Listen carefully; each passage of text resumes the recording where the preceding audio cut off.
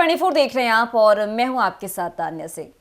देखिए, राष्ट्रीय लोक जनशक्ति पार्टी रालोसपा के प्रमुख और पूर्व केंद्रीय मंत्री पशुपति कुमार पारस ने मंगलवार को वैशाली जिले के लालगंज में आरएलजेपी के कार्यकर्ता सम्मेलन को संबोधित करते हुए बड़ा दावा किया है।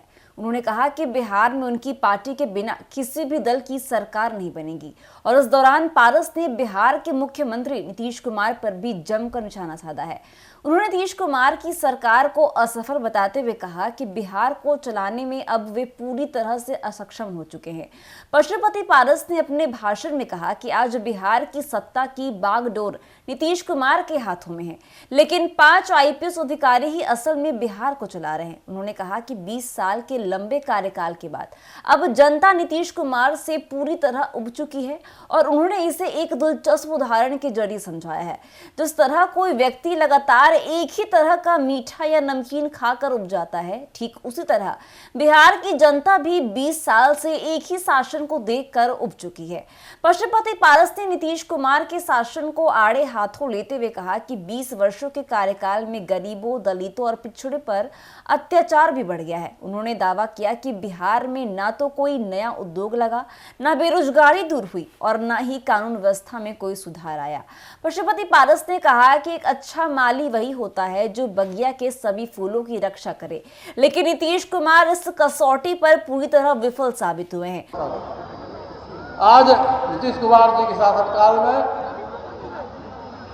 उसको सार्वजनिक नौकरी कर दी गई, आरक्षण को समाप्त कर दिया गया।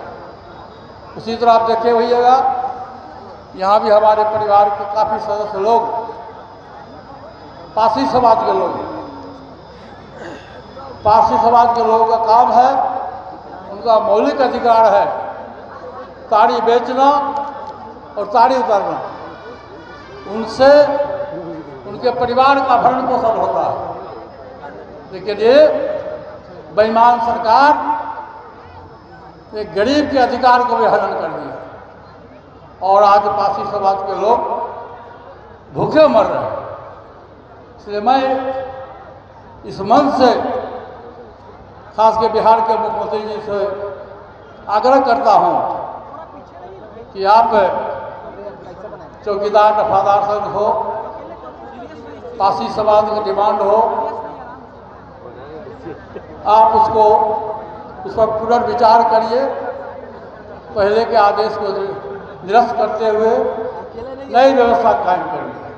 अपने संबोधन में पशुपति पारस ने 2025 के विधानसभा चुनाव को लेकर बड़ा ऐलान किया है। उन्होंने कहा कि 2004 में लोक जनशक्ति पार्टी रालोसपा ने बिहार में सत्ता परिवर्तन किया था और 2025 में रालोसपा फिर से सत्ता परिवर्तन करेगी। पारस ने साफ कहा कि उनकी पार्टी के बिना बिहार में किसी की सरकार नहीं बनेगी। उन्होंने यह भी कहा कि भाजपा इस समय अपनी ताकत दिखाने में जुटी है, लेकिन बिहार में वास्तविक ताकत रालोसपा के हाथों में है।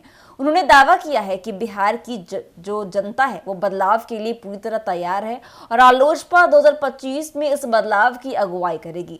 पशुपति पारस ने 2029 के लोकसभा चुनाव को लेकर भी एक बड़ी घोषणा की है। उन्होंने कहा कि वह हाजीपुर लोकसभा सीट से चुनाव लड़ेंगे और उन्होंने इस सीट को अपना घर भी बताया और कहा है कि हाजीपुर की जनता उनकी मां के समान है। पारस ने दिवंगत रामविलास पासवान का जिक्र करते हुए कहा कि यही की जनता ने उन्हें 2 बार रिकॉर्ड मतों से जिताकर Guinness book of world record में नाम दर्ज कराया था। उन्होंने बताया कि 2019 में रामविलास पासवान के कहने पर ही उन्होंने लोकसभा चुनाव लड़ा था, जिसमें हाजीपुर की जनता ने उन्हें सांसद और केंद्रीय मंत्री बनाया। पारस ने वादा किया कि वह हमेशा हाजीपुर की जनता की सेवा करते रहेंगे और उनके दरवाजे जनता के लिए हर समय खुले रहेंगे। अपने भाषण के अंत में पशुपति पारस ने अपनी स्वच्छ छवि की भी बात कही। उन्होंने कहा कि वह हमेशा अपने सफेद कपड़ों की तरह बेदाग रहेंगे और कभी अपने आचरण पर कोई दाग नहीं लगने देंगे। पारस ने जनता से 2025 में रालोसपा को मजबूत समर्थन देने की अपील की और बिहार में बदलाव लाने का भरोसा दिलाया है। पशुपति पारस के इस बयान ने बिहार की राजनीति में हलचल तो मचा दी है, लेकिन 2025 के विधानसभा चुनाव के लिए रालोसपा की तैयारियां तेज भी होती दिख रही हैं। देखना दिलचस्प होगा कि क्या पारस की यह हुकार सच साबित होती है और क्या रालोसपा सत्ता परिवर्तन कर पाती है या नहीं। तो फिलहाल के लिए बस इतना ही। ऐसे ही अपडेट्स के लिए बने रहिए हमारे साथ और देखते रहिए News24। दीजिएगा इजाजत। धन्यवाद।